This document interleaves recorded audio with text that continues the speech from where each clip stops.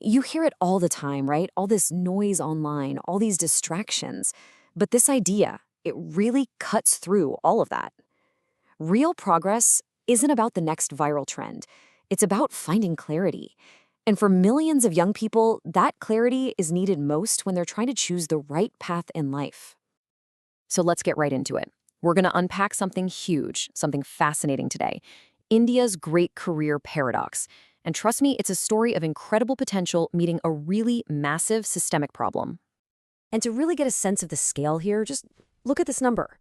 315 million. That's how many students there are in India. We're talking about the largest youth population on the entire planet, an unbelievable resource. But this is also where the paradox really begins.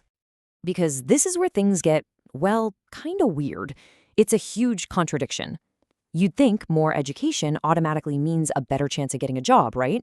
Well, in India, the data shows the opposite is often true. Young people with degrees are actually way more likely to be unemployed. That tells you something is seriously broken in the connection between education and the job market. So what's causing this massive disconnect? Well, a huge piece of the puzzle comes down to a crisis of guidance.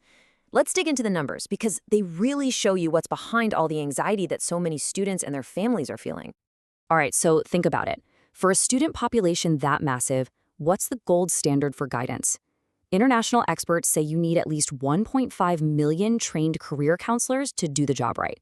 That's the number needed to give every student a real shot at proper guidance. Okay, so that's the ideal. And this is the reality. The actual number of trained counselors in the entire country, it's around 10,000. Just let that sink in for a second. Not 1.5 million, 10,000. The gap is it's almost hard to wrap your head around.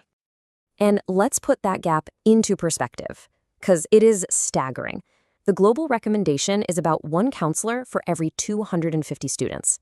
In India, it's closer to one for every 3,000. And while over 80% of schools in a country like the US have a dedicated counselor, in India, that number is less than 7%. It's a systemic void, plain and simple. And look, these aren't just numbers on a chart. They have a very real, very human cost. For millions of teenagers, this data all boils down to one of the most stressful decisions of their entire lives, the stream selection dilemma. So, why is choosing your path so incredibly stressful? Well, check this out. An unbelievable 93% of students are aware of just 7 career paths. You know the ones, doctor, engineer, the usual suspects. But the reality is there are more than 250 distinct professions out there. This massive awareness gap, that's where the anxiety and, frankly, the bad decisions come from. And this right here, this gets to the absolute heart of the matter. The problem isn't about students being smart enough or not. No. It's a social and an emotional issue. It's driven by a lack of information and a deep-seated fear of the unknown, which pushes parents to steer their kids towards those few safe options they know, regardless of what the child is actually passionate about or good at. So what's the alternative? What does good guidance even look like? Well, it often follows a simple but powerful framework, something like RISE. First, you recognize the student's unique profile. Then you inform them about all the options out there, not just 7. You support the whole family through the process, and finally, you empower the student to make their own confident choice. This is the process that millions are missing out on. Okay, so that's the problem. It's big, it's complicated, but there is a major shift happening. A new policy playbook is trying to rewrite the rules from the ground up to fix this very problem. And that playbook is the National Education Policy, or NEP 2020. You gotta understand, this is a huge deal.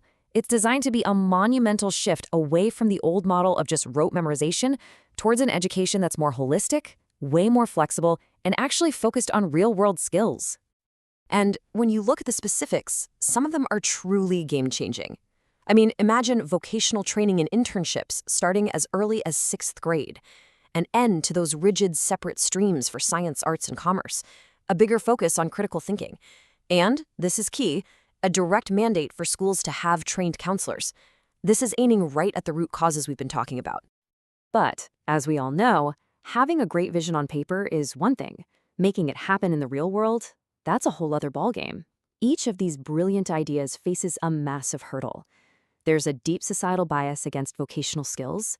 Schools often don't have teachers qualified to teach across different subjects. And, of course, the big one. Where on earth do you find those 1.5 million counselors? So, with all this change and uncertainty, what can students and professionals actually do to prepare? How do you future-proof yourself?